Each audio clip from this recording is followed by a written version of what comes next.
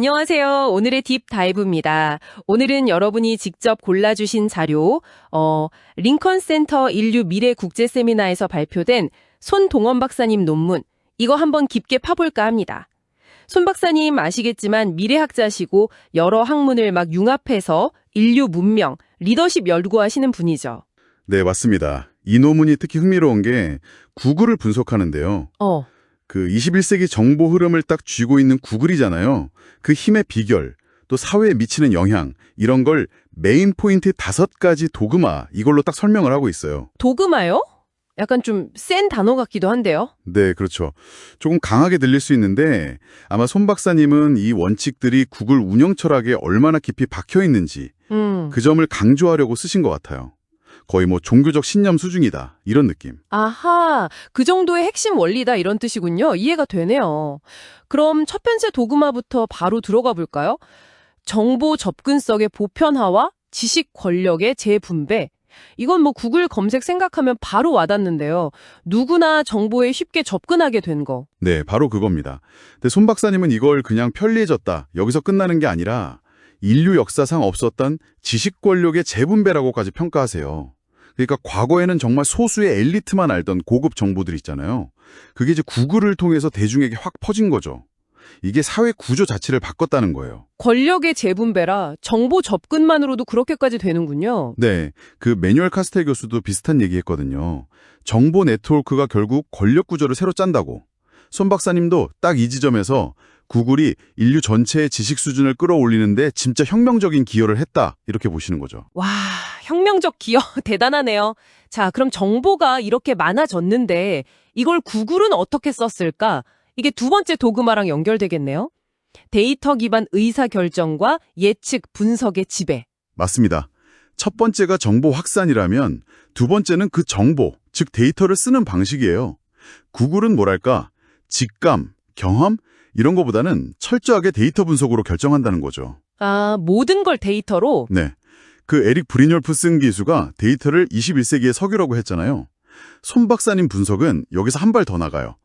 구글은 이 석유를 그냥 캐는 데서 그치는 게 아니라 이걸 정제하고 또 유통망까지 꽉 잡으면서 뭐 예를 들면 디지털 광고 시장 같은 데서 엄청난 힘을 갖게 됐다는 거죠. 단순히 효율성을 높이는 걸 넘어서 데이터를 가지고 미래를 예측하고 시장을 지배하는 전략이군요. 그렇죠. 예측 분석, 이게 핵심이에요. 사용자 행동을 미리 읽고 최적의 수를 두는 거니까요. 송 박사님은 이게 이제 디지털 시대의 새로운 경쟁 우위고 기업들이 데이터를 전략 자산으로 봐야 한다, 이렇게 지적하고 있어요. 정말 강력한 힘이네요. 이게 또 세 번째 도그마란 자연스럽게 이어지는 것 같아요. 개방형 생태계 구축과 플랫폼 지배력 확대. 안드로이드나 유튜브 같은 거요. 정확합니다.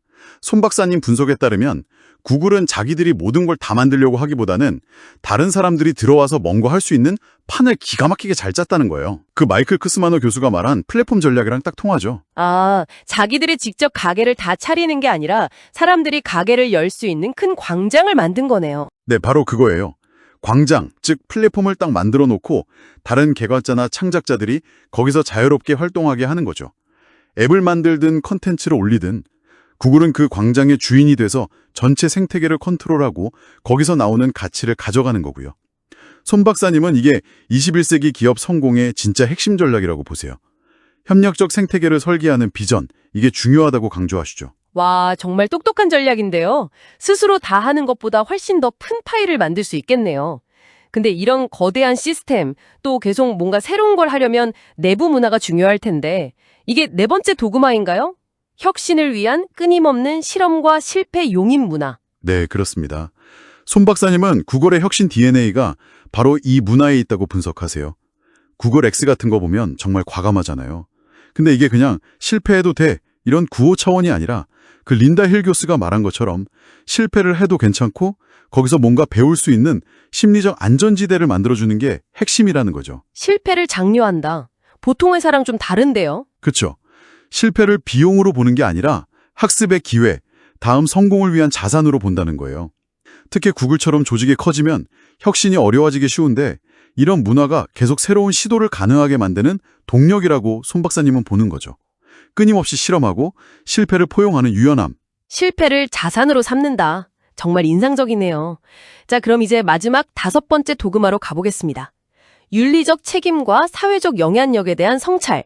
이건 이제 구글이 워낙 커지니까 그만큼 책임감도 가져야 한다. 이런 이야기겠죠? 네, 맞아요. 힘이 커진 만큼 책임도 무거워진 거죠.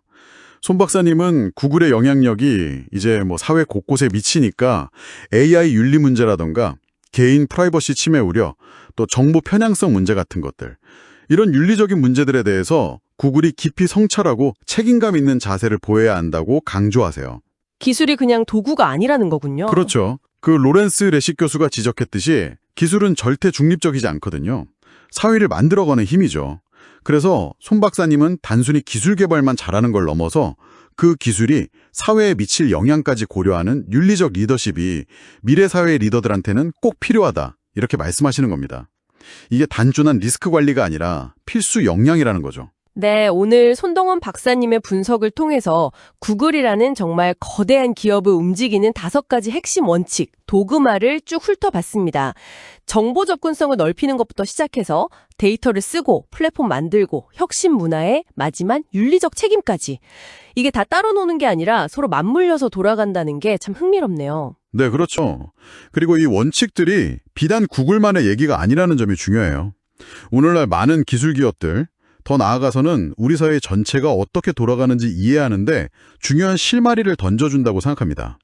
손 박사님의 분석 덕분에 우리가 이 디지털 문명의 규칙을 좀 더 깊게 생각해 볼 수 있게 된 것 같아요. 네, 오늘 이 딥다이브가 여러분께서 구글이라는 기업, 그리고 우리가 살고 있는 이 디지털 시대를 움직이는 보이지 않는 힘의 원리를 이해하시는데 조금이나마 도움이 되었기를 바랍니다. 혜택은 분명히 크잖아요. 근데 그 속에서 우리는 인간 중심의 AI 개발과 공정성 확보라는 이 어려운 숙제를 어떻게 풀어가야 할까요? 이 질문에 대해서 여러분 각자 한번 잠시 생각해 보시는 것도 정말 의미 있을 것 같습니다.